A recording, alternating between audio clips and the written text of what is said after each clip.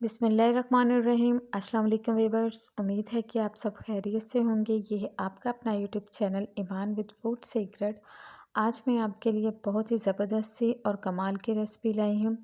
आज की जो रेसिपी है, इसके इस्तेमाल करने से अगर आपके जोड़ों में दर्द होता है, कमज़ोरी होती है, थकावट बहुत ज़्यादा फ़ील होती है, या फिर आप थके थके रहते हैं और आपके जिस्म में कैल्शियम, फास्फोरस और विटामिन की कमी है, तो ये इसको दूर करता है। और जो पानी फल का इस्तेमाल करते हुए इसे आज हम बनाएंगे और आज हम आपको बताएंगे कि ये फल कितना फ़ायदेमंद है हमारी सेहत के लिए।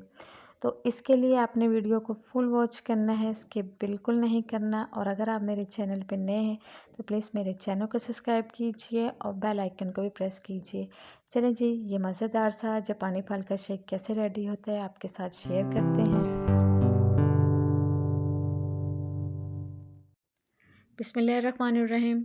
रेसिपी को करते हैं जी स्टार्ट। तो मैंने जापानी फल लिए है, जिसको अमरूद भी कहते हैं। आपकी सिटी में, आपके इलाके में इसको क्या कहते हैं, कमेंट सेक्शन में ज़रूर बताइएगा। चलिए जी, हम इसकी करते हैं कटिंग। आपने पके हुए जापानी फल का इस्तेमाल करना है। जो ज़्यादा सख्त होते हैं उनका इस्तेमाल आपने बिल्कुल नहीं करना। इसके ऊपर वाले हिस्से को हम रिमूव कर देते हैं। बहुत ही इजी और बहुत ही ज़बरदस्त सा ये मिल्क शेक जो है वो बन के रेडी होता है। बिल्कुल ताकत का ख़जाना है ये एक। इसको 4 पीसेस में इस तरह हम कट कर लेंगे। मैं 2 ग्लास मिल्क शेक का बना रही हूँ, तो इसके लिए मैं 2 जापानी फल का इस्तेमाल कर रही हूँ। अगर आप 1 मिल्क शेक बना रहे हैं 1 गिलास, तो आप उसमें 1 जापानी फल का इस्तेमाल करेंगे। ये देखिए जी, जापानी फल की कटिंग हो चुकी है। तो अब आपने क्या करना है, इसका जो गूदा है ना, इसको आपने इस तरह छुरी की मदद से सेपरेट कर लेना है। बहुत इजीली से ये सेपरेट हो जाएगा। जापानी फल हमारे लिए बहुत मुफीद होता है। इसके खाने से जिनको हार्मोन्स का प्रॉब्लम है ना, वो बिल्कुल ठीक हो जाएंगी।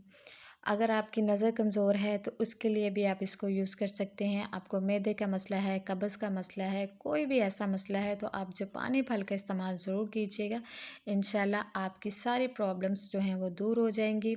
चलें, अब इसका हम शेक बनाते हैं। तो एक मैंने जग लिया है और उसमें हमने ये 2 जो जापानी फल हमने काटे थे वो हम इसमें डाल देंगे। अब इसमें मैं 1 कप दूध का इस्तेमाल कर रही हूँ, ठीक है। ये बड़े वाला कप है, ये हम इसमें डाल देंगे। ये फ्रेश दूध है जिसको मैंने बॉईल कर लिया था और ठंडा दूध है, ठीक है।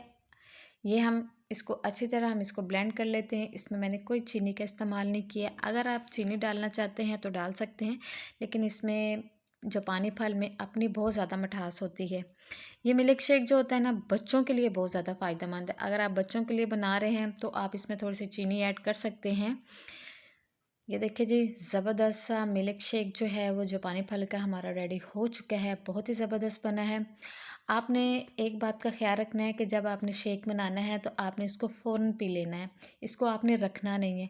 अगर आप इसको रख देंगे ना, तो ये शेक जो है वो बहुत ज़्यादा थिक हो जाएगा, दही की तरह ये जम जाएगा, जो बिल्कुल भी नहीं अच्छा लगेगा। तो अगर आपका इस तरह शेक हो जाए, जम जाए, तो आप इसको दोबारा ब्लेंड कर लें तो ये बिल्कुल वैसे ही जूस की शेप में आ जाएगा। बहुत ही ज़बरदस्त सा मिल्क शेक बन के रेडी हो चुका है।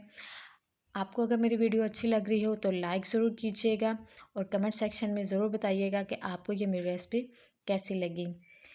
चैनल पर नए हैं तो जनाब चैनल को सब्सक्राइब करके जाइएगा। मिलते हैं एक और नई वीडियो के साथ। अपना ख्याल रखिएगा, दुआ में याद रखिएगा। ओके जी, अल्लाह हाफिज़।